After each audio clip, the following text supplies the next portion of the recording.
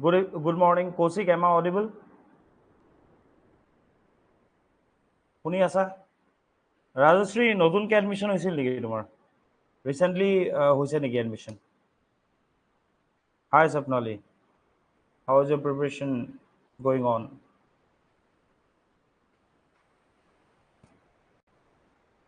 এতিয়া শুনিছা ন? আচ্ছা, অ'কে। চ' ৰাজশ্ৰী কেতিয়া হৈছে এডমিশ্যন? কালি হৈছে নেকি?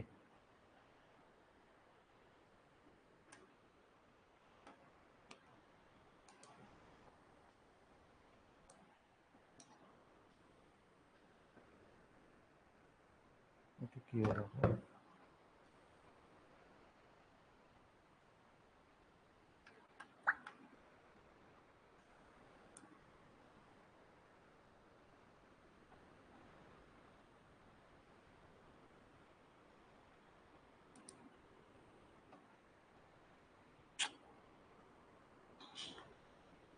20 ছেপ্টেম্বৰ। অ'কে।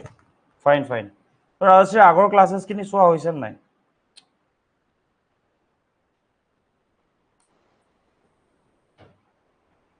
আগৰ ক্লাছখিনি চাইছা নাই?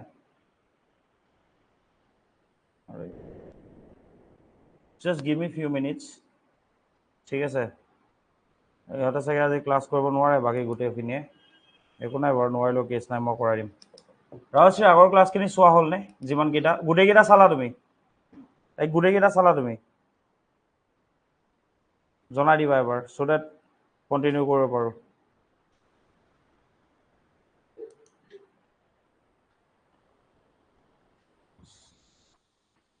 চাইছা ন? ফাইন।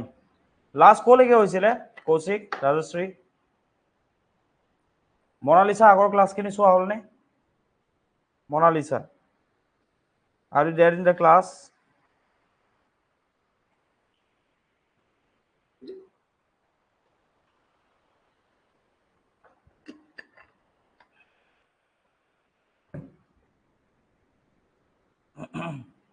মনালিছা আগৰ ক্লাছখিনি চোৱা হ'ল?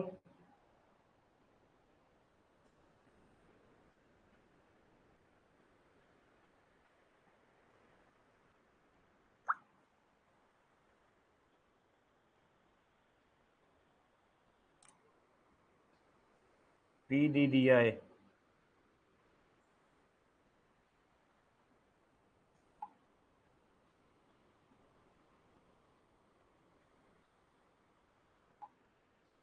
চলো ঠিক আছে, ধৰ্মনাৰায়ণ ন, দুৰ্লনাৰায়ণৰ পৰা আছে। অ'কে, ঠিক আছে। অ'কে, লাইক ষ্টাৰ্ট কৰিলোঁ যদি এটা কাম কৰোঁ, এটলিষ্ট কৰাই দিওঁ ক্লাছটো, ঠিক আছে? বেছি সময় নলওঁ, কিন্তু যিহেতু কালি ক'লোঁ যে দিনত কৰাম বুলি, চ' কৰাই দিওঁ। এণ্ড বাকী কাইলৈৰ পৰা ইভিনিঙে আমি কৰাম, যিটো টাইমত আমি কৰাওঁ, ঠিক আছে? চ' আজি সেইকাৰণে বহুত আহিব পৰা নাই, 20-25টা মানুহ আহিব পৰাই নাই। চ' এনিৱেজ সিহঁতে বাৰু লাইক ৰেকৰ্ডেড চাই ল'ব। চ' জাষ্ট এটা কথা মোক কোৱা, কোন কোন আছা এবাৰ জাষ্ট খালি কৈ দিয়া। ৰাজশ্ৰী আছা, মনালিছা এণ্ড কৌশিক। স্বপ্নালী বাৰু আছে নাই মই নাজানো। চ' মোক এবাৰ যদি তোমালোক আছা এবাৰ মোক কৈ দিয়া, ঠিক আছে? Then I will start the session. Kaushik আছা বুলি মই গম পাইছোঁ। মনালিছা এণ্ড ৰাজশ্ৰী আছা ক্লাছত? এবাৰ জনাই দিয়া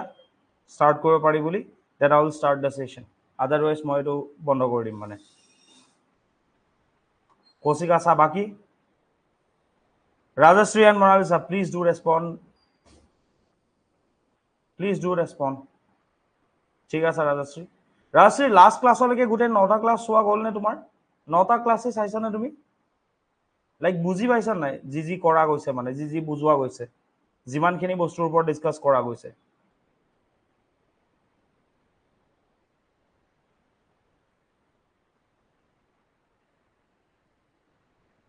বুজি পাইছা না? জনাই দিবা এবাৰ।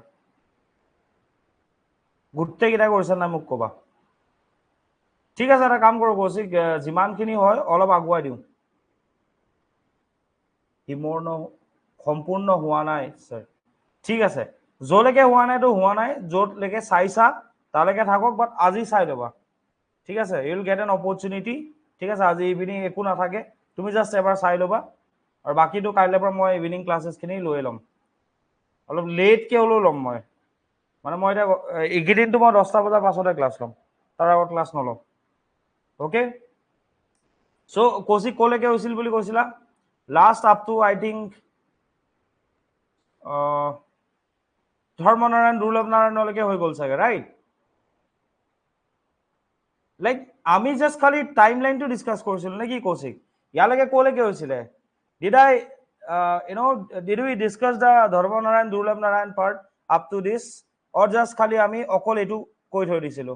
ইন্দ্ৰনাৰায়ণলৈকে কৈ থৈ দিছিলো জাষ্ট এবাৰ মোক জনাই দিয়ে কৌশিক ষ্টুডেণ্ট নাথাকিলে মোৰো ভাল নালাগে ক্লাছ কৰি জাষ্ট খালি উপায় নাই মই যেতিয়া ক'লোতো কৈ দিলো আৰু ঠিক আছে টাইম লাইনটো জাষ্ট ন ঠিক আছে একো নাই ঠিক আছে ওকে ঠিক আছে ৰাজশ্ৰীক মই জাষ্ট এটা ৰিকুৱেষ্ট কৰিম যিকেইটা ক্লাছ গৈছে কাইণ্ডলি এবাৰ যাতে সেই ক্লাছকেইটা চাই লোৱা ঠিক আছে সেইখিনি বস্তু যাতে ভালকে চাই লোৱা এনিৱেজ সো মিডিল ৰুলাৰ্ছৰ মানে আমি কি পঢ়ি আছিলো basically we war discussing about da Kamata kingdom ঠিক আছে ৰাজশ্ৰী তুমি যদি আগৰ ক্লাছটো চোৱা গম পাবা যে কি হৈছিলে এটা সময় বেসিক্যালি 1205-6 এডিৰ পাছত 1205-6 খ্ৰীষ্টাব্দত কি হৈছিলে সেই সময়ত আমাৰ ইয়ালে ইসলামিক ইনভেজন হৈছিলে মানে মুছলমান সকলৰ আগ্ৰাসন হৈছিলে সো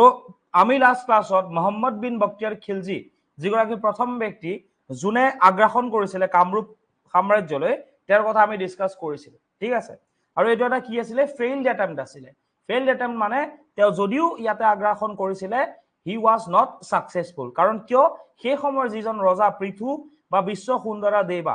এও কি কৰিছিলে এই মোহাম্মদ বিন বখতিয়াৰ খিলজিৰ আৰ্মিক পৰাস্ত কৰিবলৈ সক্ষম হৈছিলে দেন কি হল সেকেন্ড টাইম প্ৰায় 22 বছৰ পাছত ঠিক আছে ফাৰ্স্ট টুৰ 22 বছৰ পাছত 22 ইয়াৰ্স লেটাৰ ওকে কোন আহিছিলে ঘিৱাজউদ্দিন ইৱাজ খিলজি অসমলৈ আহিছিলে ঠিক আছে ঘিৱাজউদ্দিন ইৱাজ খিলজি অসমলৈ আহিছিলে ঘিৱাজউদ্দিন ইৱাজ খিলজি অসমলৈ যেতিয়া আহিছিল সেকেন্ড পাৰসন সেই সময়ত মই অলৰেডি তোমাক কৈছো যে মানে তোমালোকক কৰাইছো কাইন্ডলি লাষ্ট ক্লাছটো এবাৰ তুমি চাই লবা ঠিক আছে ৰাজশ্ৰী যে কি হৈছিল কিনা গোটেইখিনি বস্তু বুজোৱা আছিল গোটেইখিনি বস্তু ডিটেইলছত বুজাইছো এতিয়া মই নুবুজাও লাষ্ট ক্লাছটো কাইন্ডলি এবাৰ চাই লবা কেছটো এনেকুৱা হল যে যেতিয়া ঘিৱাজউদ্দিন ইৱাজ খিলজি আমাৰ ইয়ালে আহিলে আমাৰ ইয়াতে বেসিক্যালি তেওঁ যেতিয়া আমাৰ ইয়াত আহিছিলে বেসিক্যালি তেওঁ কোন আছিল মই কৈ দিব বিচাৰিছো he was the governor of Bengal কিয়নো 1205 চনৰ পৰা কি হৈ গল গোটেই সমগ্ৰ ভাৰতবৰ্ষত ইসলামিক ৰুল এস্টাব্লিশ হল ঠিক আছে দিল্লী সালতানেট বুলি যোনখন সাম্ৰাজ্য সেই সাম্ৰাজ্যখন গোটেই ভাৰতবৰ্ষত কি হৈছিলে এস্টাব্লিশ কৰা গৈছিল আৰু দিল্লী সালতানেটৰ যিগৰাকী প্ৰথম ৰজা আছিল ঠিক আছে তেওঁৰ নাম আছিল কুতুবউদ্দিন আইবাক আৰু কুতুবউদ্দিন আইবাকৰ আন্ডাৰত যিজন আমাৰ ইয়ালে প্ৰথমবাৰৰ কাৰণে আহিছিল ফাৰ্স্ট ইনভেজন বা প্ৰথম আগ্ৰাসন যোনে কৰিছিল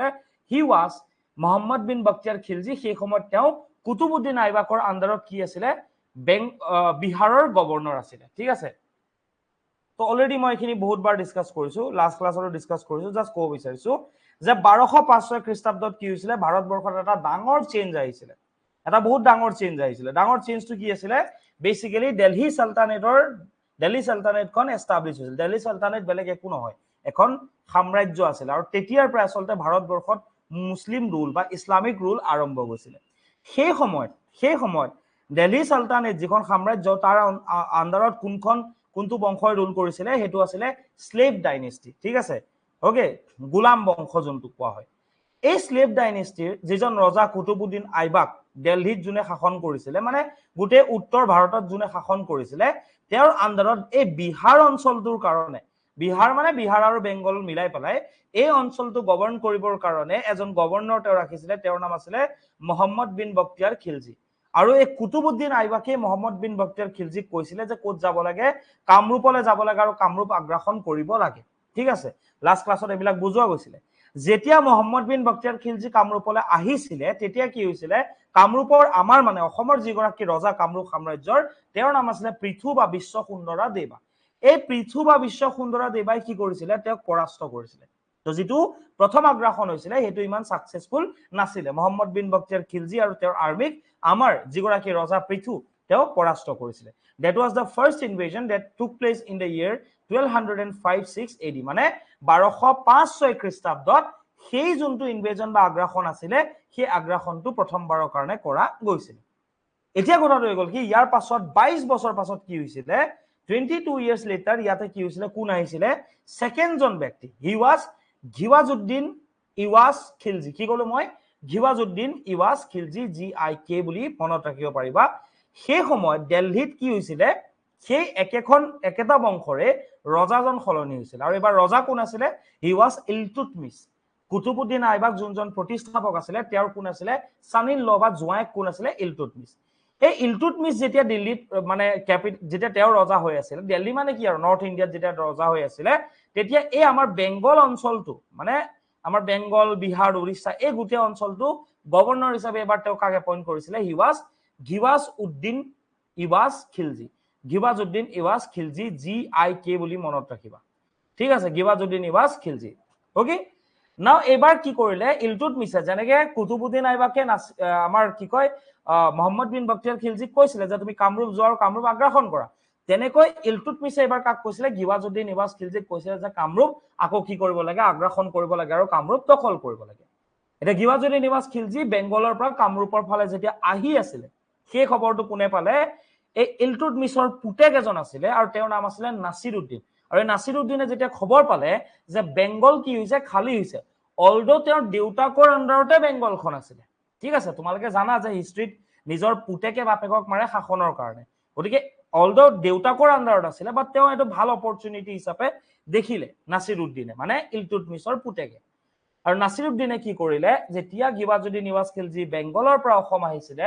অসম আহোতে নাছিৰুদ্দিন আকৌ বেংগল আগ্ৰাসন কৰিলে হি ইনভেডেড টু বেংগল যেতিয়া বেংগল আগ্ৰাসন কৰিলে তেতিয়া ঘিৱাজউদ্দিন ইৱাজ খিলজিলে খবৰ গল যে ইলতুতমিছৰ পুতেক নাছিৰুদ্দিনে বেংগল আগ্ৰাসন কৰিছে আৰু তেওঁ তেতিয়া লগে লগে কি হৈ গল কামৰূপ কিংডমৰ পৰা বেংগললৈ তেওঁ ঘূৰি আহিছিলে আৰু যেতিয়া ঘূৰি আহিছিলে তেতিয়া কি হৈ গল ঘূৰি আহোতে নাছিৰুদ্দিন আৰু ঘিৱাজউদ্দিন ইৱাজ খিলজিৰ মাজত কি হৈছিলে যুদ্ধ হৈছিলে আৰু যুদ্ধ হোৱাৰ পাছত এজ এ ৰিজাল্ট কি হৈ গল নাছিৰুদ্দিনে এই যিজন ইলতুতমিছৰ পুতেক আছিলে তেওঁ বেংগলৰ সেই সময়ৰ দেউতাকৰ আন্ডাৰত যোনজন গভৰ্ণৰ আছিলে ঘিৱাজউদ্দিন ইৱাজ খিলজিক হত্যা কৰিলে আৰু হত্যা কৰাৰ পাছত তেওঁ বেংগল দখল কৰিলে নাছিৰুদ্দিনৰ ফাৰ্ষ্ট সাকসেস বেংগল তেওঁৰ আন্ডাৰত গুচি গল কেইবছৰমান গল তাৰ পিছত কি হৈ গল নাছিৰুদ্দিনে ভাবিলে যে এবাৰ মই কামৰূপ আগ্ৰাসন কৰিব লাগে আৰু কামৰূপত তেওঁ আহি পেলাই কামৰূপৰ সেই সময়ৰ ৰজা কোন আছিলে পৃথু আৰু পৃথুক কি কৰিলে তেওঁ মাৰি পেলাই এতিয়া কামৰূপৰ ৰজা পৃথুক যেতিয়া হত্যা কৰিলে হত্যা কৰাৰ পাছত কামৰূপত এজন ৰুলাৰটো থাকিব লাগিব ন নাছিৰুদ্দিনে ভাবিলে যে বেংগলৰে এজন মানুহক মই কি কৰো কামৰূপৰ ৰজা বনাই দিও আৰু প্ৰত্যেক বছৰে মই তাৰ পৰা কি লম কিছুমান ৱেলথ মানে প্ৰপাৰ্টি হওক পইচা হওক টকা পইচা বা সাপোজ হাতী লাগে বলে যুদ্ধৰ কাৰণে সেই যিমানখিনি মোৰ ৰিকুৱাৰমেন্ট থাকিব কামৰূপত মই যাক ৰজা বনাম হি মোক দিব লাগিব আৰু who was the person who became the king of the Kamrup kingdom he was Sandhya এই মানুহজনক কোনে আনিছিলে নাছিৰুদ্দিনে আনিছিলে and Sandhya became the ruler of Kamrupa kingdom মই জাস্ট খালি টাচ আপটো দি গৈছো কাৰণ কেলে লাষ্ট ক্লাছত বহুত ডিটেইলছত বুজাইছো ক্লিয়াৰ এতিয়া কি হৈ গল সন্ধ্যা যেতিয়া আহিছিলে মই জাস্ট তোমাক অকমান আভাসটো দি দিছো ঠিক আছে বুজি পাইছা নাই ইয়ালৈকে মোক সেইটো কথা কোৱাচোন বুজি পাইছা নাই কৌশিকটো বাৰু আছাই ৰাজশ্ৰীকো কৈ আছো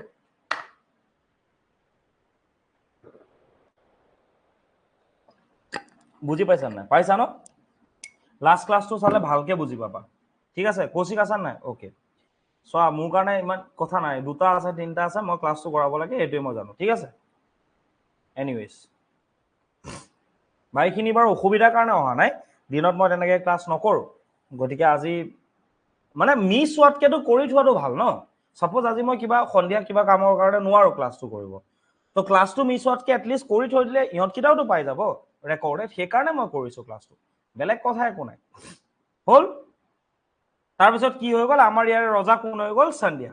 এটা সন্ধ্যা যেতিয়া ৰজা বনিলে ৰজা বনাৰ পাছত তেওঁ দুটামান কাম কৰিলে যেটো লাষ্ট ক্লাছতো বুজাইছিল মই জাস্ট টাচ আপটো দিব বিচাৰিছো কাৰণ কেলে দুদিন তিনদিন হৈ গল ন ক্লাছ মানে লাষ্ট ক্লাছটো কৰা সেই কাৰণে মই দিব বিচাৰিছো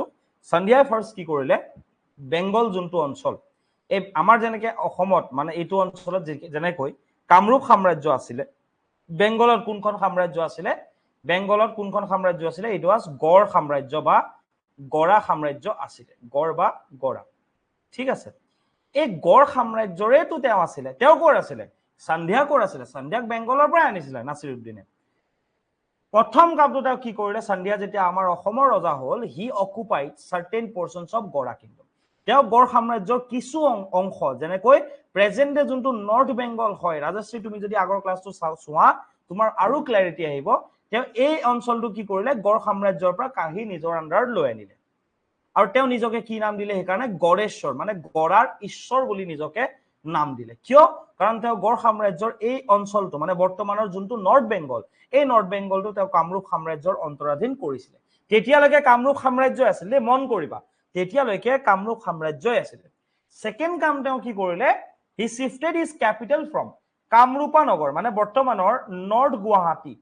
এই নৰ্থ গুৱাহাটীৰ পৰা কাৰণ ইয়াৰ আগলৈকে অসমৰ কামৰূপ সাম্ৰাজ্যৰ যিখন মানে ৰাজধানী আছিল সেই ৰাজধানীখন কামৰূপা নগৰতে আছিল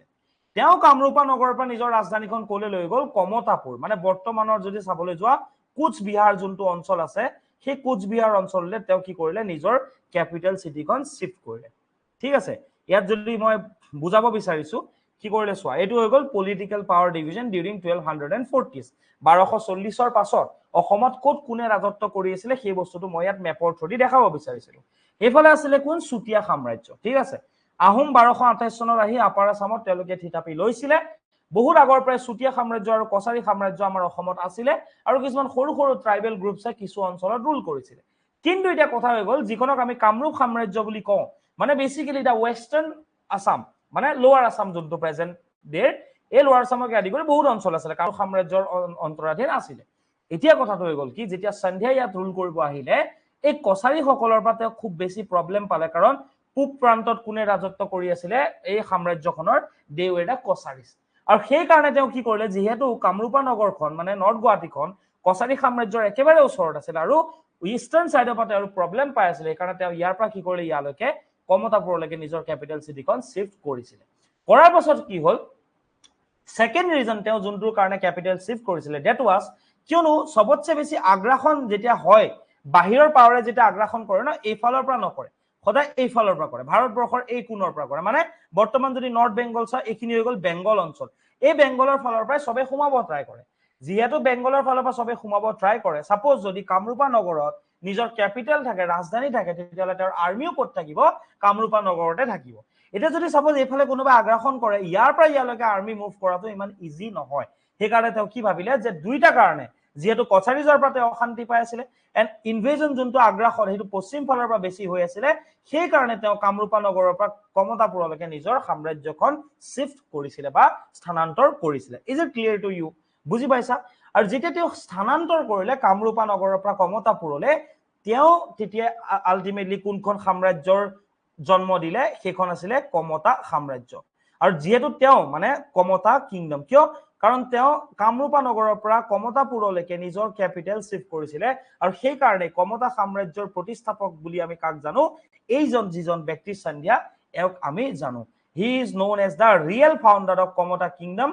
কিয়নো তেওঁ কামৰূপা নগৰৰ পৰা কমতাপুৰলৈ নিজৰ সাম্ৰাজ্য স্থানান্তৰ কৰিছিল আৰু কমতাপুৰ যোনটো অঞ্চল সেই অঞ্চলটো তেওঁ একচুয়ালি ক্যাপচাৰ কৰিছিল সেই কাৰণে কামৰূপ সাম্ৰাজ্য যেটো এনচিয়েন্ট আসাম মানে ঐতিহাসিক মানে সৰি কি কয় তোমাৰ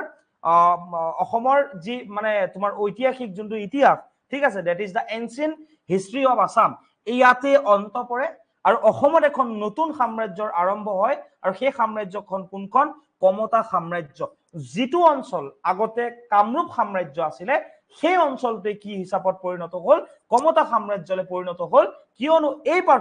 এই পাৰ্টক আমি কি বুলি কওঁ কমতা কিংডম বা কমতা সাম্ৰাজ্য বুলি কওঁ is it clear to everyone Kamata সাম্ৰাজ্যৰ প্ৰতিষ্ঠাপক কোন আছিল সন্ধিয়া ঠিক আছে কমতা সাম্ৰাজ্যৰ প্ৰতিষ্ঠাপক কোন আছিল হি ওয়াজ সন্ধিয়া আৰু কোৱা হয় যে কমতা সাম্ৰাজ্যৰ উত্থান মানে অসমৰ ৰাজনৈতিক ক্ষেত্ৰত বা অসমৰ হিষ্ট্ৰীত কমতা সাম্ৰাজ্যৰ উত্থান the rise of Kamata kingdom marks the start of the medieval history of Assam মানে কমতা সাম্ৰাজ্যৰ উত্থানৰ সময়ৰ পৰাই অসমৰ যি ইতিহাস সেই ইতিহাসক আমি কি ইতিহাস বুলি কনসিডাৰ কৰো দা মিডিয়েবল আসাম হিষ্ট্ৰী বা অসমৰ মধ্যযুগীয় ইতিহাস বুলি কনসিডাৰ কৰো সেই কাৰণে মই ইয়াত লিখি ৰৈছো যেতিয়া কমতা সাম্ৰাজ্যৰ প্ৰতিষ্ঠা হৈছিল তেতিয়াৰ পৰাই সেই সময়ৰ পৰাই অসমৰ ইতিহাসক আমি কি ইতিহাস হিচাপে পঢ়ো অসমৰ মধ্যযুগীয় ইতিহাস বা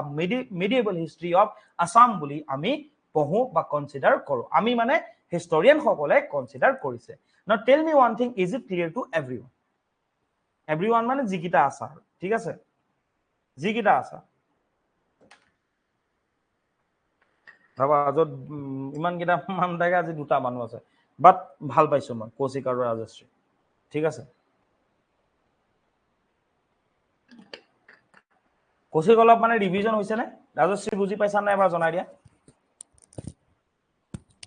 Rajashree just do let me নো বুজি পাইছা নাই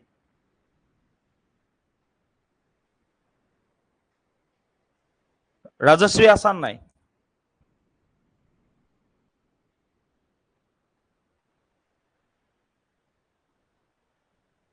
ৰাজশ্ৰী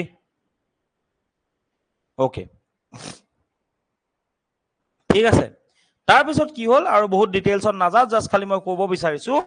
যে সন্ধিয়া যেতিয়া ৰুল কৰিছিলে ঠিক আছে সন্ধিয়া যোনগৰাকী ব্যক্তি তেওঁৰ পাছত সন্ধিয়াৰ পাছত বেসিক্যালি আৰু কেইগৰাকীমান ৰজাই ৰাজত্ব কৰিছিলে ঠিক আছে তো কোন কোন আছিলে বেসিক্যালি কোন কোন আছিলে সন্ধিয়াৰ পাছত কোন কোন আছিলে আমি কেনেকে মনত ৰাখিম সন্ধিয়াৰ পাছত কমতা সাম্ৰাজ্যত 3জন ৰজাই ৰাজত্ব কৰিছিলে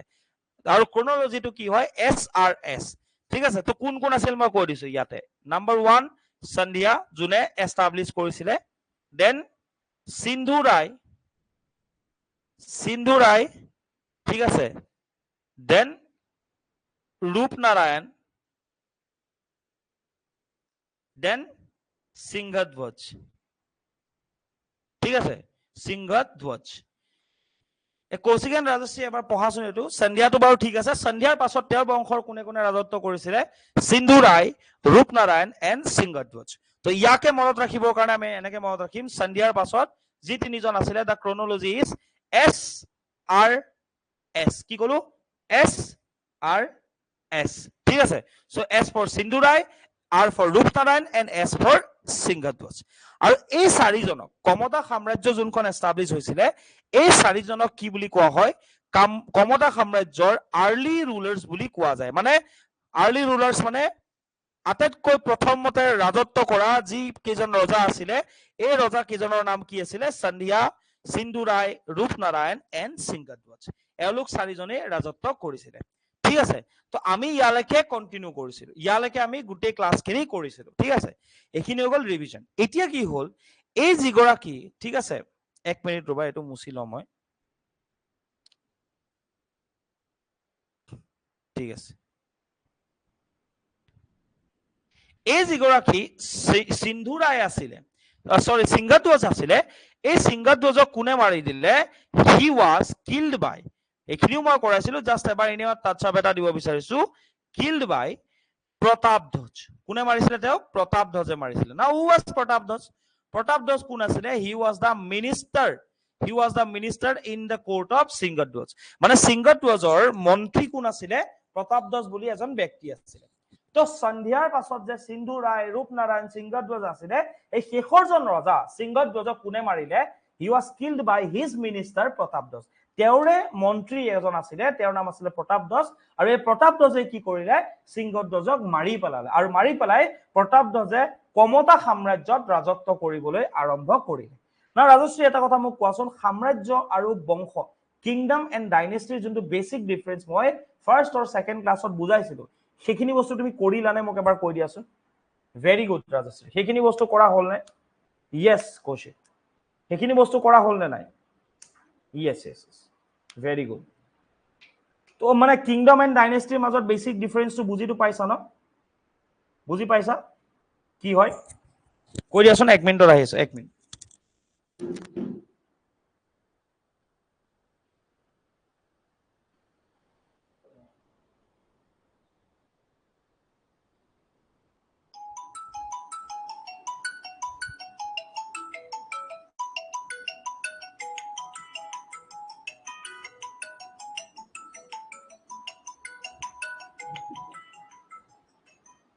ক্লাছত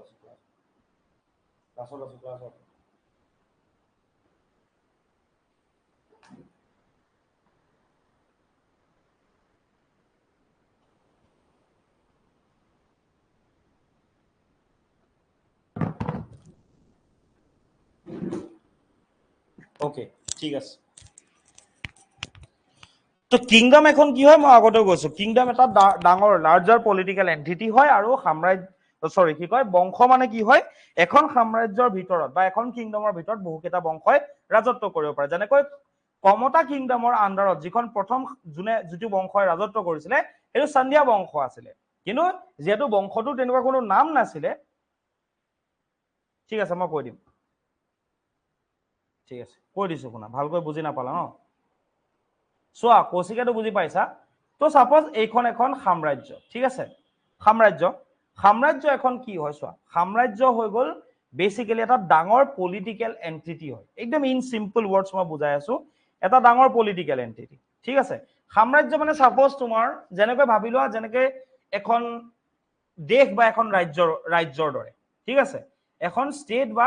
এখন কি হয় মানে কান্ট্ৰিৰ নিচিনা হয় ঠিক আছে ফৰ এক্সাম্পল সেই সময়তো দেশ বা ষ্টেটৰ কোনো কনসেপ্ট নাছিলে ঠিক আছে it is like a state আৰু ইয়াৰ ভিতৰত কি হয় ফৰ এক্সাম্পল বোলে ভাবি লোৱা বোলে আজিৰ ডেটত যেনেকুৱা হয় বোলে আজিৰ ডেটত যোন পিএম হয় ঠিক আছে পিএম হল ঠিক আছে কাইলে কোনোবা এজন বেলেগ পিএম হ'ব কিন্তু সেই সময়ত কি আছিল ৰজাৰ পৰিয়ালৰ পৰাই ৰজা হয় ঠিক আছে আজিতো তেনেকুৱা নহয় আজি মানুহে সিলেক্ট কৰে এতিয়া কথাটো হৈ গ'ল কি সেই সময়ত তোমাৰ এটো কি হয় সাপোজ এখন ষ্টেটৰ নিচিনা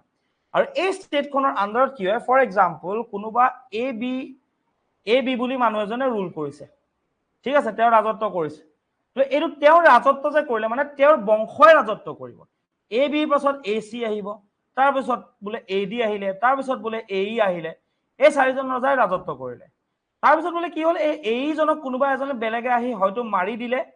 ঠিক আছে মাৰি দিলে বা এই কোনো পুতেক নাছিলে নথকাৰ কাৰণে কোনোবা এজন বেলেগ মানুহে আহি কি কৰিলে বোলে বি চি আহি পেলাই ৰাজত্ব কৰা আৰম্ভ কৰিলে আৰু তেওঁৰ বংশ এষ্টাব্লিছ কৰিলে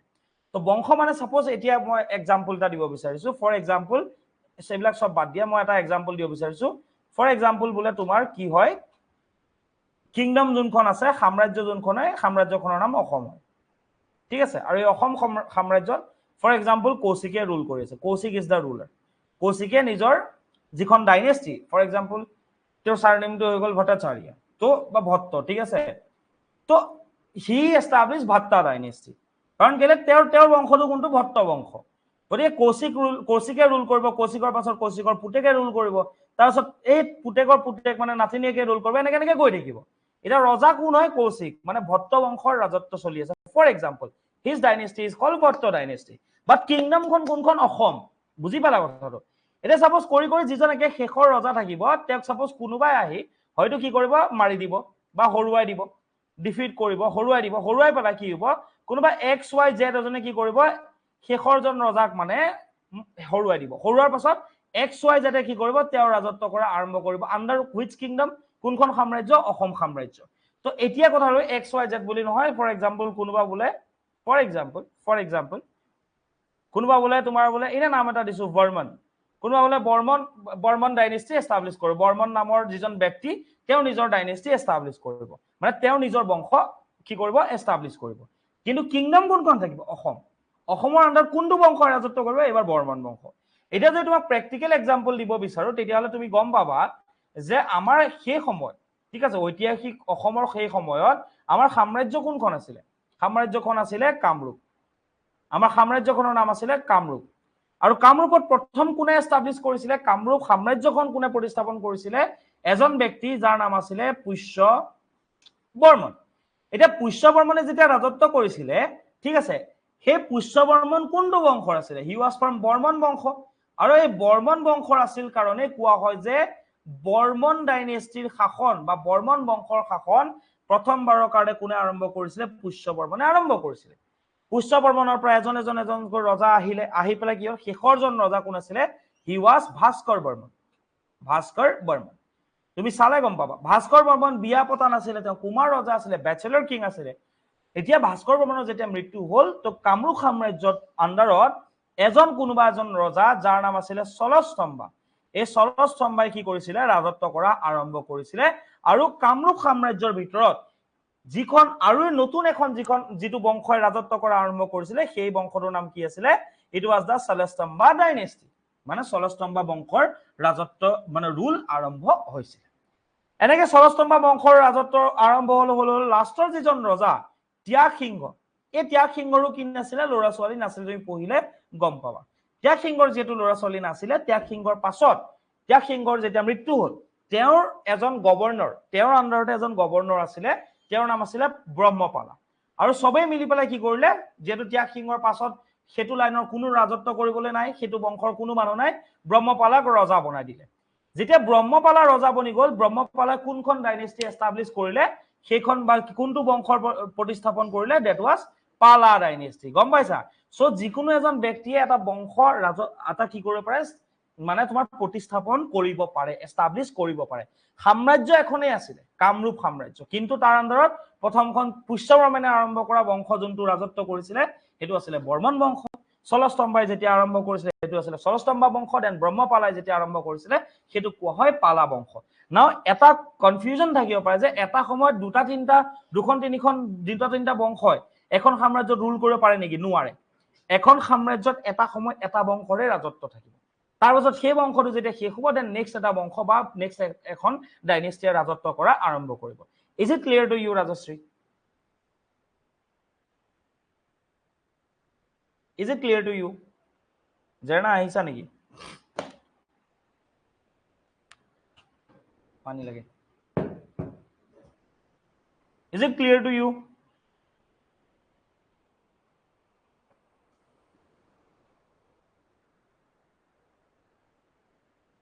Rajashri buji paisa ne? Okay. Okay, Jarna, no issues. Ami no revise korai asu. Thik ase? Etiahe koram moi actually. Basic সময়টো ক্লাস ইনো নকৰাম, বাস যিখিনি কৰাম এতিয়া কৰাম। ঠিক আছে? তো এতিয়া কথা হৈ গ'ল কি এটো বাৰ হৈ গ'ল। ঠিক আছে? তো এটা এখন সাম্ৰাজ্য মানে এটা ডাঙৰ পলিটিক্যাল এন্টিটি আৰু কি হয় তোমাৰ বংশ মানে কি হয় এখন সাম্ৰাজ্যৰ ভিতৰত কেইবাটাও বংশই ৰাজত্ব কৰিব পাৰে। সাম্ৰাজ্যখন কামৰূপাই আছিল আমাৰ অসমত, কিন্তু বংশ কেইবাটাও আছিল, তিনটা বংশ আছিল। ঠিক আছে? এতিয়া আকৌ back to the basics. ঠিক আছে? কি আছিল চোৱা। এতিয়া কথাটো হৈ গ'ল কি তোমালোকে যদি ইয়াত ভালকে এবাৰ চোৱা, ইয়াত যদি ভালকে এবাৰ চোৱা, wait. Okay. তো ইয়াত চোৱা কি আছে। The rulers in succession of Sandhya were Sindhu Rai, Rup Narayan and Singhaধ্বজ, যাৰ কথা আমি ডিসকাস কৰিলো SRS. Later Singhaধ্বজ was killed by his minister Pratapdhaj. কোনে মাৰিলে? Singhaধ্বজক নিজৰ এগৰাকী মিনিষ্টাৰ প্ৰতাপধ্বজে হত্যা কৰিলে। আচ্ছা ৰাজশ্ৰী, তোমাৰ কোনটো মিডিয়াম মই নাজানো, মোষ্ট প্ৰবাবলি এছএমএছ মিডিয়ামৰ যদি হয় তুমি নোটসটো ডাউনলোড কৰি লবা। এইখিনি বস্তুৰ অসমীয়া যোনটো মানে অনুবাদ আছে সেইটো কৰি থোৱা আছে, নোটসটো তুমি পঢ়িব পাৰিবা। ঠিক আছে? খালি আমি বুজাওতে অসমীয়া বুজা, প্ৰেজেন্টেশনত কি হয় মই কৈছো, কিয় ইংলিশ প্ৰেজেন্টেশনটো ল, বস্তুটো একেই হয়।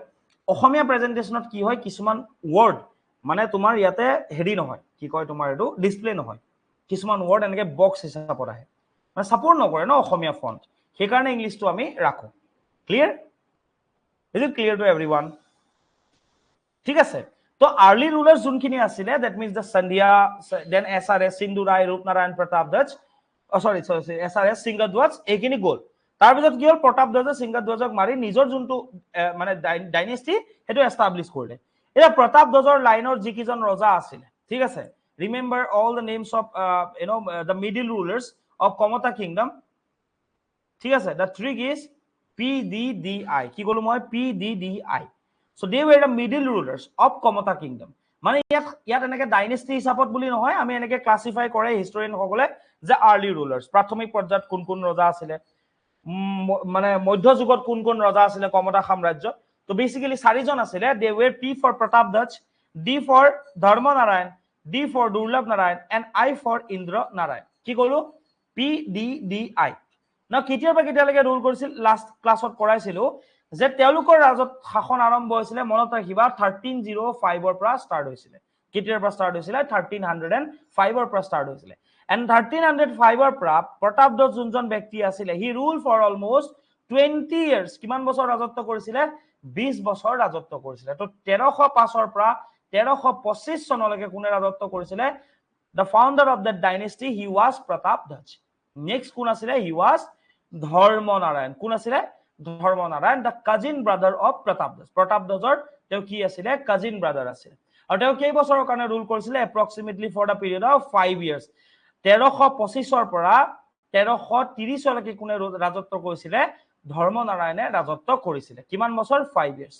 দেন কোন আহিব? দুৰ্লভ নাৰায়ণ, প্ৰতাপধ্বজৰ পুতেক দুৰ্লভ নাৰায়ণ। তো দুৰ্লভ নাৰায়ণে কেই বছৰৰ কাৰণে ৰাজত্ব কৰিছিলে? 1330 পৰা 1350 লৈকে, for the period of another 20 years. ঠিক আছে মই আকৌ বুজাই আছো চিন্তা কৰিব নালাগে লাষ্ট কোন আছিলে Indra Narayan who rule for the period of 15 years from 1350 to 1365 এখিনি অলৰেডি কৰোৱা গৈছে সেইকাৰণে মই এনেকৈ গৈছো নহলে বুজাই গলোহেঁতেন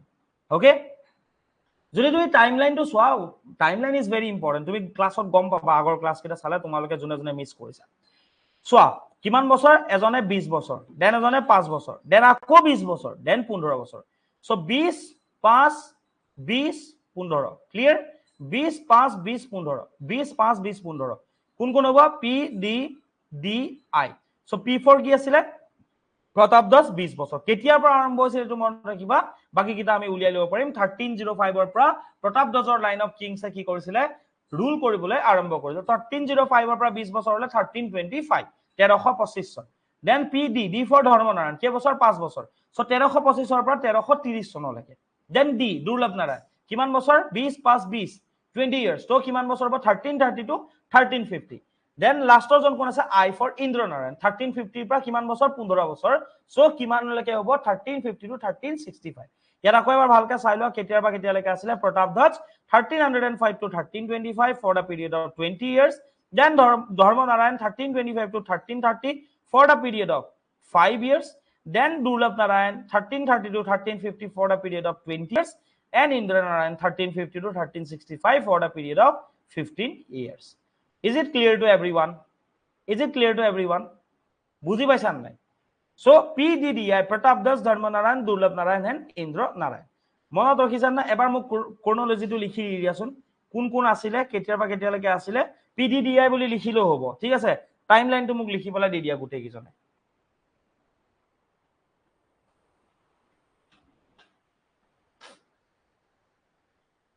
দি দিম মেটেৰিয়েলটো দি দিম ডাউনলোড কৰি প্ৰিন্ট কৰি ল'বা মানে প্ৰিন্ট এনেকুৱা জায়গাত মাৰিবা ন মই গৈ আছো শুনা প্ৰিন্ট এনেকুৱা জায়গাত মাৰিবা যত মানে ইমান এক্সামৰ কথা নাই নহলে কি হয় মই তোমাক কৈ দিছো আগতে কি হৈছিল প্ৰিন্ট কৰিবলৈ দিয়া পাছত সিহঁতৰ তাতটো থাকি যায় ন হেৰিটো দেন ইহঁতে বিকা আৰম্ভ কৰি দিয়ে সেইটো প্ৰব্লেম মানে গম পাইছা দি দিম কেছ নাই কৈছি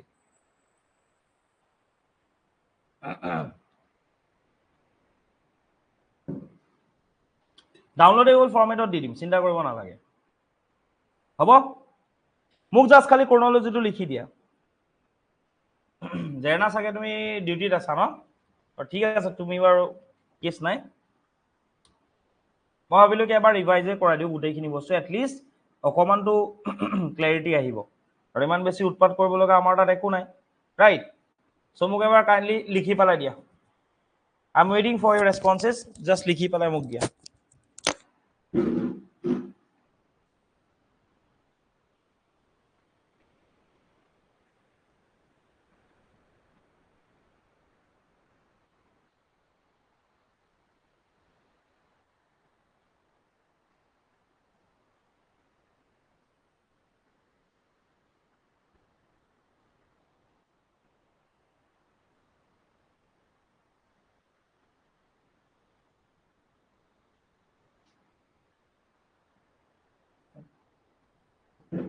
Very good, very good.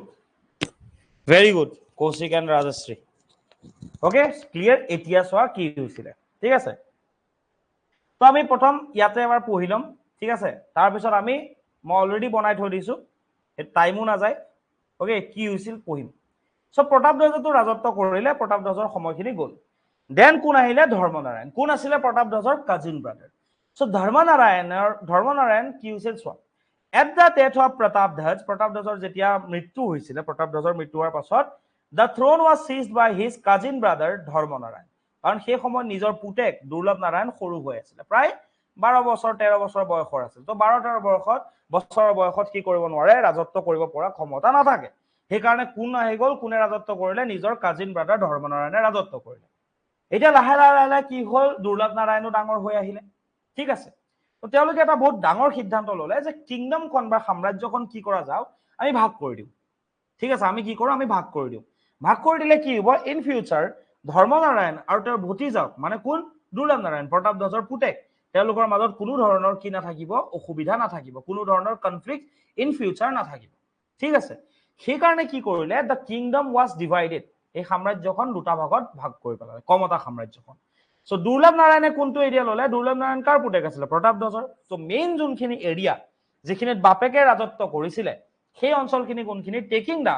Northern and eastern part of the kingdom along with the capital city of Kamatapur Kamatapur সাম্ৰাজ্যৰ যিখন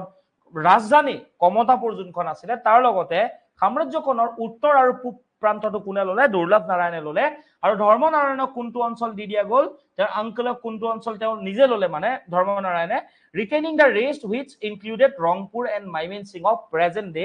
বাংলাদেশ বৰ্তমান সময়ত যি বাংলাদেশৰ মাইমেনসিং আৰু ৰংপুৰ আছে সেই ৰংপুৰ আৰু মাইমেনসিংৰ অঞ্চলটোকে আদি কৰি বাকি যোনখিনি অঞ্চল আছিলে কমতা সাম্ৰাজ্যৰ সেইখিনি কাৰ আণ্ডাৰত থাকিলে ধৰ্মনাৰায়ণৰ আণ্ডাৰত থাকিলে মোৰ হাতত মেপ বনাই থোৱা আছে চিন্তা কৰিব নালাগে নেক্সটটো চোৱা এখন তেওঁলোকে চুক্তি স্বাক্ষৰ কৰিছিলে যাৰ অন্তৰালত তেওঁলোকে নিজৰ কিংডমখন ভাগ কৰিছিলে ঠিক আছে ডিভাইড কৰিছিলে so after the conclusion of the treaty Dharmanarayan sent 14 families of learned brahmanas and kayasthas to the latter's kingdom মানে এটা কি হল ধৰ্মনাৰায়ণে প্ৰায় 14টা ফ্যামিলি ইন শৰ্ট বুজি থোৱা 14টা ফ্যামিলি মানে 14টা পৰিয়াল কি কৰিছিলে ধৰ্মনাৰায়ণে নিজৰ মানে কিংডমৰ পৰা দুৰ্লভ নাৰায়ণৰ কিংডমলৈ দুৰ্লভ নাৰায়ণৰ সাম্ৰাজ্যলৈ নিজৰ সাম্ৰাজ্যৰ পৰা পঠাইছিলে ওকে যে আপুনি তাতে মানে তুমি তাতে তেওঁলোকক ৰাখা ঠিক আছে আৰু এই 14টা ফ্যামিলি হেড বা মুৰব্বী কোন আছিল হি ওয়াজ কায়স্থ চণ্ডীবৰ কায়স্থ চণ্ডীবৰ নাম হয়তো চাগে শুনিছা তেওঁ কোন আছিল শ্ৰীমন্ত শংকৰদেৱৰ গ্ৰেট গ্ৰান্ডফাদাৰ আছিল ঠিক আছে মানে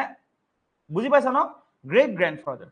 ওকে সো গ্ৰেট গ্ৰান্ডফাদাৰ কোন আছিল হি ওয়াজ কায়স্থ চণ্ডীবৰ সো তেওঁক এজ এ লিডাৰ এই 14টা ফ্যামিলিৰ পঠাই দিয়া গল হল দুৰ্লভ নাৰায়ণে কলে ঠিক আছে আপুনি আপোনালোক আহক আৰু দুৰ্লভ নাৰায়ণে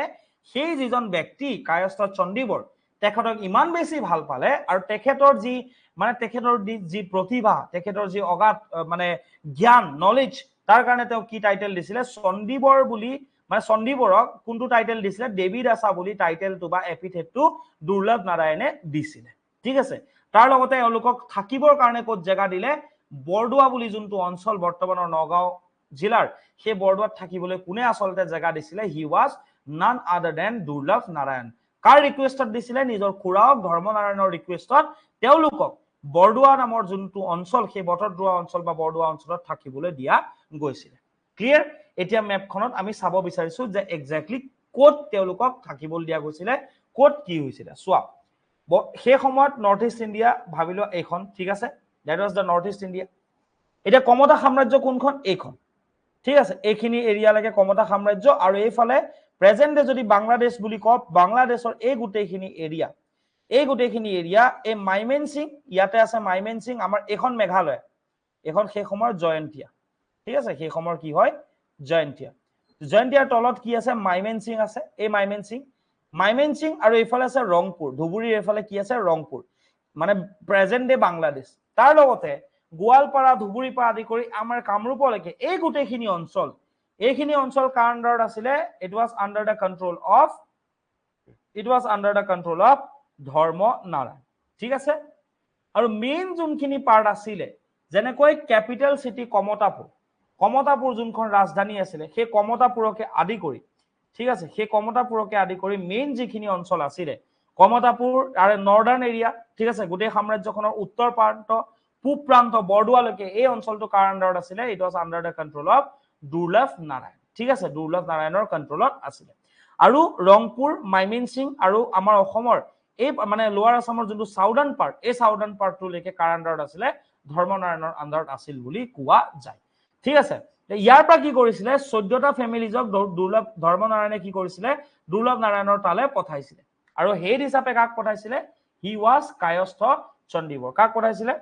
হেড হিচাপে কাক পঠাইছিলে হি ওয়াজ কায়স্থ চণ্ডীবৰ আৰু এই কায়স্থ চণ্ডীবৰক দুৰ্লভ নাৰায়ণে যেহেতু তেওঁৰ কোৰ্টলৈ আহিলে তে কোনটো টাইটেল দিছিলে কোনটো এপিথেট দিছিলে ইট ওয়াজ দেৱী দাসা কি দিছিলে দেৱী দাসা ওকে আৰু তেওঁলোকক থাকিবলৈ জেগা ক'ত দিছিলে বৰদোৱা নামৰ এই অঞ্চলটোতে থাকিবলৈ তেওঁলোকক জেগা দিছিল সো বেসিক্যালি যদি ক'বলৈ যাও বাকিখিনি অঞ্চল যদি বাদ দিয়া আৰু যদি অকল এখিনি অঞ্চলত ফোকাস কৰা তোমালকে দেখিবা যে এইখন আছিলে কমতা সাম্ৰাজ্য ঠিক আছে কমতা সাম্ৰাজ্য বাংলাদেশৰ কিছু অঞ্চল অসমৰ কিছু অঞ্চল এখিনি পাৰ্ট আছিলে ধৰ্মনাৰায়ণৰ আণ্ডাৰত আৰু ওপৰত যোনখিনি অঞ্চল আছে বাকি যোনখিনি পাৰ্ট আছে ওকে বাকি পাৰ্টটো কাৰ আণ্ডাৰত আছিলে it was under the control of it was under the control of Durlabh Narayan so দুৰ্লভ নাৰায়ণৰ কণ্ট্ৰলত আছিল আৰু ইয়াৰ পৰা 14টা ফেমিলি ইয়ালে পঠাইছিলে যাৰ হেড আছিলে কায়স্থ Chandibar the great grandfather of Srimanta Shankardeva আৰু তেওঁক দুৰ্লভ নাৰায়ণে কি টাইটেল দিছিলে এপিথেট কোনটো দিছিলে he was adorned with the epithet of Devidasa ঠিক আছে আৰু থাকিবলৈ ক'ত দিছিলে বৰদোৱাত জায়গা দিছিলে যদি কোৱেশ্চন খুধে যে who gave the title or epithet ঠিক আছে Devidasa to কায়স্থ চণ্ডীবৰ 12টা ফেমিলি 12 ভূঞা মানে 12টা ফেমিলি নহয় 12 ভূঞাৰ কনসেপ্টটো বহুত মানে কন্ট্ৰাডিকশন থকা এটা মানে কনসেপ্ট হয় 12 ভূঞা মানে 12টা ফেমিলিজক নপঠায় নুবুজায় 12 ভূঞা কি হয় মই পিছত বুজাই দিম ঠিক আছে what is the meaning of 12 Bhuyan সেইটো বস্তু মই পঢ়াই দিম ঠিক আছে ওকে সো মোক এটা কথা কয় ইয়ালৈকে ক্লিয়াৰ হৈছে নে জেৰেনা তুমি ডিউটিত আছা যদি চাগে যদি চাই আছা তেতিয়ালে গম পাবা পাছত আকৌ ভালকে চাই লবা মোক এটা কথা কও যদি চাই আছা মোক কৈ দিয়া ঠিক আছে বাকিখিনিও কোৱা না মোৰ কোৱেশ্চনটো হৈ গল কি who gave the title Devidasa to Kayastha Chandibar কোনে দেৱীদাসা টাইটেলটো দিছিলে কায়স্থ চণ্ডীবৰক কোৱেশ্চন আহিব পাৰে কোনে দেৱীদাসা টাইটেলটো দিছিলে এনসাৰ কি হ'ব what would be the answer he was দুৰ্লভ নাৰায়ণ যদি খুদে একেটা বস্তুৱে যে দুৰ্লভ নাৰায়ণে দেৱীদাসা টাইটেলটো কাক দিছিলে দুৰ্লভ নাৰায়ণে দেৱীদাসা টাইটেলটো কাক দিছিলে এনসাৰ কি হ'ব তেতিয়া দুৰ্লভ নাৰায়ণে দেৱীদাসা টাইটেলটো কাক দিছিলে এনসাৰ কি হ'ব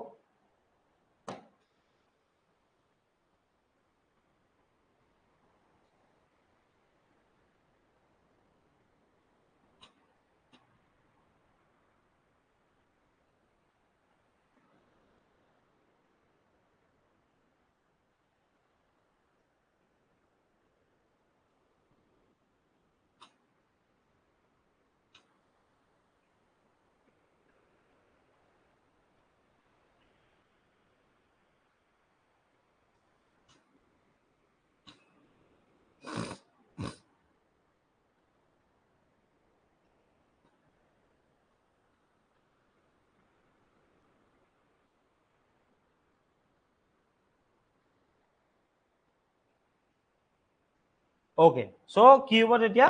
yes Kayastha Chandibar okay is it clear to everyone জুনে না থাকক কেলে বুজি পাইছা নাই সো মোৰ কথা হল কি অকমান তো কিবা আগবাঢ়িলে মিস যোৱাতকে ক্লাস তো অকমান তো কিবা আগবাঢ়িলে that is important no সেটো ইম্পৰ্টেন্ট হয় ঠিক আছে আচ্ছা তোমালোকৰ টেষ্টটো ন মই কৈ দিছো আজি এতিয়া আপলোড হৈ যাব আপলোড হোৱাৰ পাছত তোমালোকে টেষ্টটো দিব পাৰিবা ঠিক আছে কোনটো এপত হয় এটো এপত হয় না আগৰ এপটোত হয় হেতু তোমালোকক কৈ দিয়া যাব ওকে আৰু এটা কথা এইটো যোনটো টেষ্ট ন তাৰ যোনটো ষ্টেণ্ডাৰ্ড হয় একদম বেসিক ষ্টেণ্ডাৰ্ড হয় ঠিক আছে মানে লাহে লাহে আগবঢ়াম ন তোমালোকক এতিয়া ডাইৰেক্টলি কোৱেশ্চন দিয়া যাব অমুক কোন আছিল এটো কি হৈছিল এটো কোন আছিল কিন্তু লাহে লাহে তোমালোকৰ কি হ'ব ষ্টেণ্ডাৰ্ডটো আমি বঢ়াই দিম ঠিক আছে লাহে লাহে ষ্টেণ্ডাৰ্ডটো আমি বঢ়াই দিম ষ্টেটমেন্ট ওয়াইজ কোৱেশ্চন দিয়া ষ্টাৰ্ট কৰি দিম ঠিক আছে এটো একদম ইজি এটো তোমালোকৰ জাস্ট ষ্টাৰ্ট হৈছে ন হেকাৰণে তোমালোকক জাস্ট দিব ষ্টাৰ্ট কৰিম আৰু এটা কথা এতিয়া তোমালোকৰ 29ত বহুতৰ এক্সাম আছে তো হেকাৰণে মই ইমান মানে জলদি কৰা নাই কিন্তু এটা কথা মনত ৰাখিবা 1 তাৰিখৰ পাছৰ পৰা আনসাৰ ৰাইটিং ষ্টাৰ্ট হ'ব মানে হ'ব মই যেটা দিম মুক এনসাৰস লাগিব সিধা সিধি কথা নহলে এক্সাম নোলাই ঠিক আছে আজি তোমালোকে ইয়াত কোচিং কৰি আছা বহুতে বহুত জায়গাত কৰি আছে সো ডিফাৰেন্সটো কিবা থাকিব লাগিব না আমি যোনটো প্ৰমিস কৰিছিলো যে আমি ডেইলি এনসাৰস কৰাম তো ডেইলি এনসাৰস কৰামে তোমালোকে এটো বস্তু তোমালোকৰ ফালৰ পৰা জুনে ৰেকৰ্ডেডো চাই থাকিব পাছত গৈ পেলাই হিয়তকো মই কৈছো you have to write answers that's it 1 তাৰিখৰ পাছৰ পৰা গোটেই বস্তু মই চেঞ্জ কৰি পেলাম এতিয়ালৈকে যিখিনি আছা 29 তাৰিখলৈকে মই উৎপাত নকৰো 29 তাৰিখলৈকে তোমালোকে লাহে লাহে ভালকে জি সোৱা চাই লোৱা যিমান ভিডিওস পেন্ডিং আছে চাই লোৱা মনালিসাকো কৈছো মই যিমান পেন্ডিং আছে চাই লোৱা ঠিক আছে এটো উইকে লাষ্ট ইয়াৰ পাছত মই টেষ্ট সিৰিজ যিখিনি পাতিম এটো টেষ্টটো বহুত ইজি টেষ্ট দিম ইয়াৰ পাছত যি টেষ্ট সিৰিজ থাকিব সেইখিনি টেষ্ট কেনেকুৱা থাকিব সেইখিনি টেষ্ট থাকিব বেসিক্যালি তোমালোকক স্টেটমেন্ট ওয়াইজ তাৰ লগত আনসাৰ ৰাইটিং আমি ষ্টাৰ্ট কৰিম লিখি ভাল পাবা কাৰণ কেলে আনসাৰ ৰাইটিং যদি কৰিব নোৱাৰা যদি লিমিটেড টাইমত লিখিব নোৱাৰা এক্সাম নোলাই ঠিক আছে তোমালোকে এতিয়া বা যেটা নেক্সট সমাহত যেটা আনসার্স লিখাই পারফেক্ট করে দিম ন গম পাই যাবা যে you will be ready for the service ঠিক আছে কোনো রখাব না সিধা সিধি কথা ভগবান বা ওপৰলা নাম লবা আৰু বাকি কোনো ৰখাব নোৱাৰে কাৰণ কেলে কয় না practice max a person perfect বুলি সো হেতুই কথা ঠিক আছে এনা কোনো ইয়াতে এপিএসসিত কোনো ইমান বেছি একো টাফ গেম একো নহয় এটা বস্তু থাকে হার্ড ওয়ার্ক লাগে আৰু কনসিস্টেন্সি কন্টিনিউটি এই তিনটা বস্তু লাগে বাকি একো নালাগে ঠিক আছে যেনে কৌশিক ডিউটিৰ মাজতো ক্লাস কৰি আছে জেৰেনাও চাগে শুনি আছে নাজানো কিন্তু কথাটো হৈ গ'ল কি সেই ডেডিকেশনটো লাগিব আৰু মই এনসাৰ্স লিখোৱা স্টাৰ্ট কৰি দিম ঠিক আছে সো এইখিনি মোৰ ফালৰ পৰা প্ৰমিস থাকিল ওকে যেটা দেখিবা যে আসামৰ পৰা ওভাৰঅল গৈ 50-60টা কোৱেশ্চন হৈ যাব 50-60টা কোৱেশ্চনৰ মিনিং এটো নহয় যে 50-60টা কোৱেশ্চন হেকিটাই আহিব কিন্তু যিয়ে নাওক কিয় যে তোমালকে লিখিব পৰা হৈ যোৱা হেতু ইম্পৰ্টেন্ট হয় কাৰণ এপিএসসি বহুত বেছি জেনাৰেলাইজ ওয়ে এটা কোৱেশ্চন খুদিব স্টাৰ্ট কৰিছে তাৰ কাৰণে কনসেপ্ট লাগিব তোমালকে এনেকুৱা লাগিব ন সবে এনেকুৱা লাগে টপাৰ ৰিডাৰ এনেকুৱা লাগিব আৰে ভাই এইবিলাক দেখোন নাজানোৱে প্ৰপাৰ আনসাৰ নাজানোৱে বাট পঢ়ি যে থবা ন তাৰপৰা তুমি কি হ'ব লাহে লাহে লিখিব আৰম্ভ কৰি দিবা তেনেকৈ তুমি যাবা ইয়াত সবতছে ডাঙৰ স্কিল যোনটো মোৰ মানে মই এতিয়া আমি like we have wondered this কি সবতছে ইম্পর্টেন্ট যদি কিবা আছে ন দ্যাট ইজ আনসার রাইটিং হেতু পারফেক্ট হলে হৈ যাব I hope I am like it is clear to everyone কি কব বিচৰা গৈছে কি কব বিচৰা গৈছে is it clear Monalisa pending classes খিনি চাই লবা মই আকৌ কৈ আছো পেন্ডিং ক্লাसेस চাই লবা ঠিক আছে হল আচ্ছা তেওঁৰ কোৰ্টত কোন আছিল কোন নাই কোন কবি আছিল হেবিলাক আমি আসাম লিটাৰেচাৰত পঢ়িম জাস্ট কৈ দিছো the famous Assamese poets like Harihar Vipra Ram Saraswati Hem Saraswati তেওঁলোক কাৰ কোৰ্টত আছিল কাৰ ৰাজপ্ৰসাদত তেওঁলোক আছিল দুৰ্লভ নাৰায়ণৰ ৰাজপ্ৰসাদত আছিল না আমি কি পঢ়ি আছিলো উই ওয়্যাৰ ডিসকাসিং এবাউট ইনভেশনস তাৰ লগতে কমতা সাম্ৰাজ্য কেনেকৈ একটা সময় স্থাপন হৈ গৈ আছিল হেতু বস্তু আমি ডিসকাস কৰিছিল ঠিক আছে নাও দা fourth invasion was led by Sikandar Shah in 1362 last invasion কেতিয়া গৈছিল during the time of মই অলৰেডি কৰাইছিল last classত he was Tugril Khan কাৰ টাইমত আহিছিল সন্ধিয়াৰ টাইমত আহিছিল 1257 AD First invasion কেতিয়া গৈছিল কোন আহিছিল মোহাম্মদ বিন বখতিয়াৰ খিলজি in 1205 ঠিক আছে 22 বছৰ পাছত ওকে 22 years later কোন আহিছিল গিবাজউদ্দিন ইৱাজ খিলজি কেতিয়া 1227 তাৰে 30 বছৰ পাছত কোন আহিছিল হি ওয়াজ তুগৰিল খান ঠিক আছে তুগৰিল wait তুগৰিল খান কিমান হ'ব 1257 হল 1257 ৰ পৰা 100 বছৰলৈকে 100 প্লাস ইয়াৰ্স লৈকে কোনো ইনভেজন তেনেকুৱা হোৱা নাছিল আৰু 100 প্লাস ইয়াৰ্স মানে এক্স্যাক্টলি 105 বছৰৰ পাছত in 1362 অসমলৈ কোন আহিছিল হি ওয়াজ সিকান্দাৰ শাহ কোন আহিছিল হি ওয়াজ সিকান্দাৰ শাহ আৰু সেই সময়ত সিকান্দাৰ শাহ যেতিয়া আহিছিল কোনে ৰুল কৰিছিল 1362 কোন থাকিব মিডল ৰুলাৰ্ছৰ কোন থাকিব 1362 কোনজন ৰজা থাকিব লিখাছোন 1362 মিডল ৰুলাৰ্ছৰ কোনজন ৰজা থাকিব পাৰে টাইমলাইনটো মনত আছে ন 20 5 15 20 কোন থাকিব কোৱাছোন কোৱা অলপ ভাবি পেলাই কোৱা একদম কৈছে একো না জেৰনা ঠিক আছে কোন থাকিব কোৱাছোন এট লিষ্ট ৰাজশ্ৰী আৰু এ কোৱা কৌশিক ৰাজশ্ৰী এ কোৱাছোন at list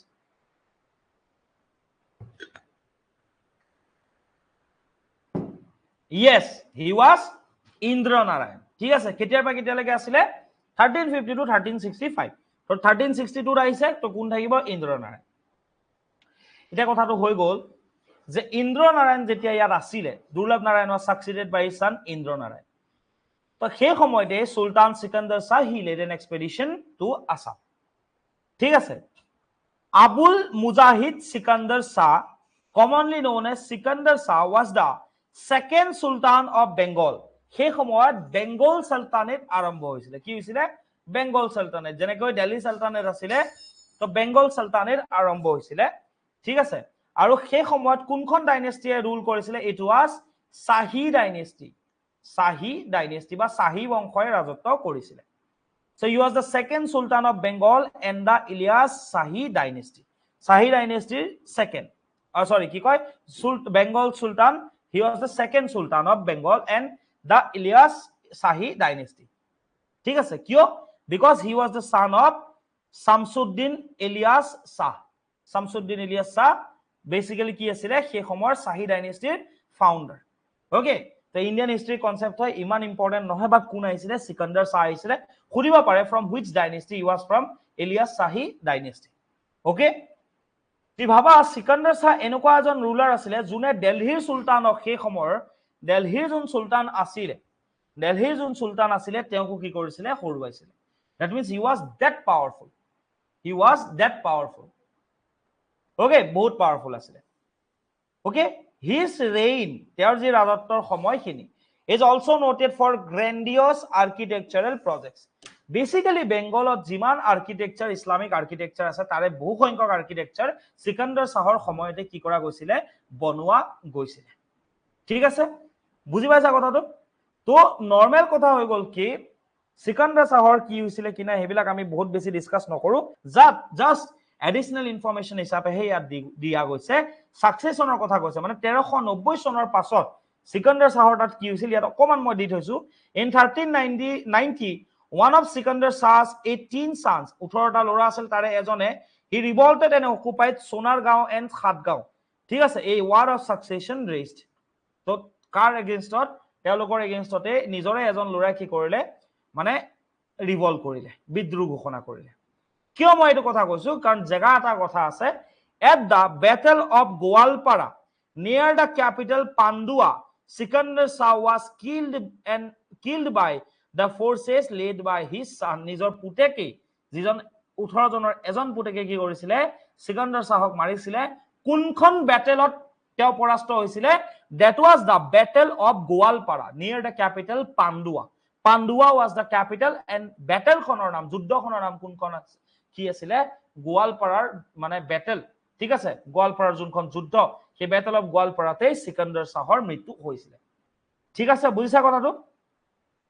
okay that son যিজন লৰা কথা কৈছে then assume the throne of Bengal as Sultan Ghiyazuddin Azam Shah ঠিক আছে আমাক হেতু না লাগে আমাক কার কথা লাগে Sikandar Shah ইমান পাওয়ারফুল ৰজা এজন যেতিয়া কামৰূপ মানে কমতা সাম্ৰাজ্যলৈ আহিছিল এট দ্যাট টাইম কমতাৰ ৰজা কোন আছিল he was Indra Narayan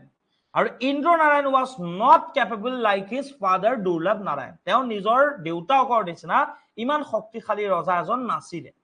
যাৰ কাৰণে অলদো ৰেজিষ্ট কৰিছিল ভালকে ৰেজিষ্ট কৰিছিল কিন্তু তথাপিও বহুত লুটি লৈ গল Sikandar Shah ঠিক আছে তো Sikandar Shah যেতিয়া লুটি লৈ গল সেই বস্তুবোৰ কোনে দেখি আছিল সেই সময়ত যেটো ভুঞা ফ্যামিলি আছিল যি সময় কোৱা হয় যে 12 ভুঞা বুলি যাক কোৱা যায় যেনেকে ৰাজশ্ৰীয়ে কৈছিল এই 12 ভুঞা ফ্যামিলিৰ এজন ব্যক্তি আছিল হি ওয়াজ আৰিমত্ত বা শশাঙ্ক তেওঁ যেটা দেখিলে যে মুসলিম ইনভেজন মুসলিম আগ্ৰাসন ইসলামিক ইনভেজন ঠিক আছে মুছলমান সকলৰ আগ্ৰাসন মুসলিম ইনভেজন সৰি কি কয় ইন্দ্ৰ নাৰায়ণে বহুত ভালকৈ ৰেজিষ্ট কৰিব পৰা নাই and he was incapable okay তেওঁ এজন ৰজা হিচাপে ইমান কেপেবল নাছিল what he did আৰিমত্তই কি ভাবিলে যে ইয়াক মাৰি এবাৰ কি হৈ যাব লাগে মই ৰজা হ'ব লাগে and accordingly শশাঙ্ক বা আৰিমত্তই কি কৰিলে ইন্দ্ৰ নাৰায়ণক মাৰি পেলাই তেওঁ নিজৰ বংশ আৰম্ভ কৰিছিল আৰু যাক কোৱা হয় ৰুল অফ 12 ভুয়াস বা 12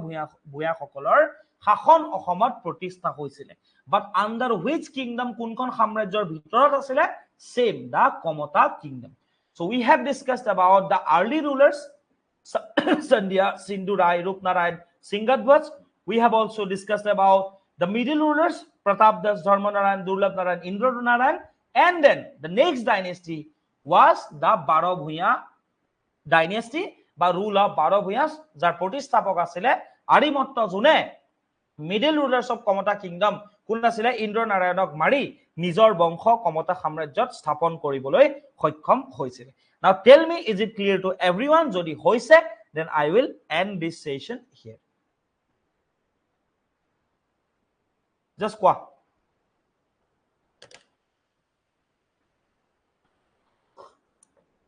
Rajashree where are you from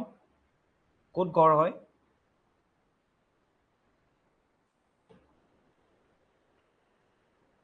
Rajashree গোটেইকেইটা ক্লাছ কৰি ল'বা ভালকে হা আৰু মনালিসাকো কৈছো ভালকে কৰি ল'বা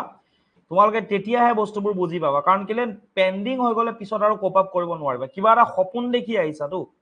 মনালিসা এণ্ড ৰাজশ্ৰী কিবা এটা ড্ৰিম দেখি পেলাই আমাক বিশ্বাস কৰি আহিছা ন সো আমাৰ বিশ্বাস ৰখাৰ দায়িত্ব আমাৰ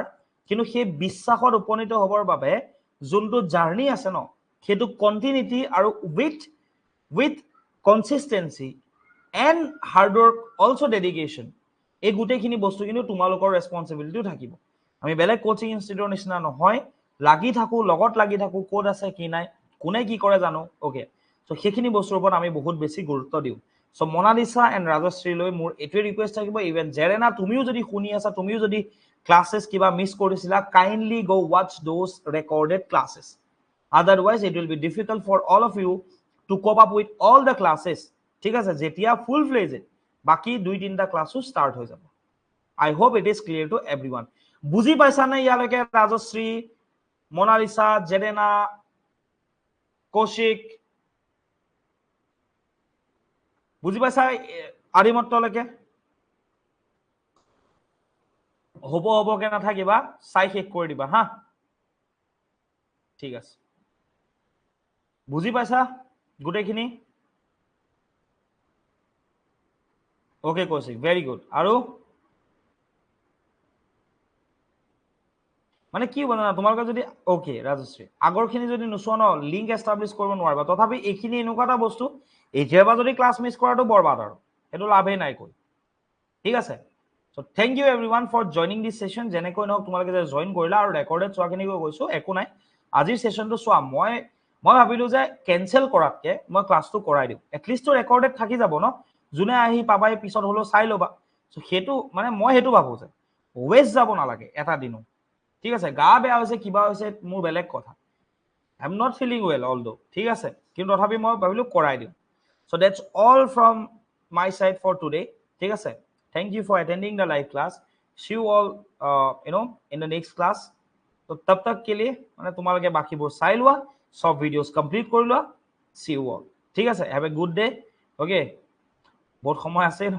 welcome Monalisa thank you for joining Kaushik Rashi thank you and Jarana thanks for joining okay chalo bye bye everyone Rashi হয় নেকি ভাল লাগিলে জানি তুমি খালি মোৰ বেমাৰ আছিল মই কাৰণে শুক্ৰবাৰ কৰিব নোৱাৰিলো শুক্ৰবাৰ না শনিবাৰ আছিল মই নোৱাৰিলো কৰিব তাৰ আগত মই এডিশনাল ক্লাসও কৰি দিছিলো একচুয়ালি সো সেই কাৰণে তুমি খালি তোমালকে ক্লাস কেটা চাই লো হা যদি তোমালকে ভাল লাগিছে তো ভাল লাগিব আমাৰো বুজি পালে ভাল লাগিব নাপালে আকৌ খুদিবা বাৰে বাৰে খুদিবা ঠিক আছে thank you everyone for joining this session have a good day okay and see you in the next class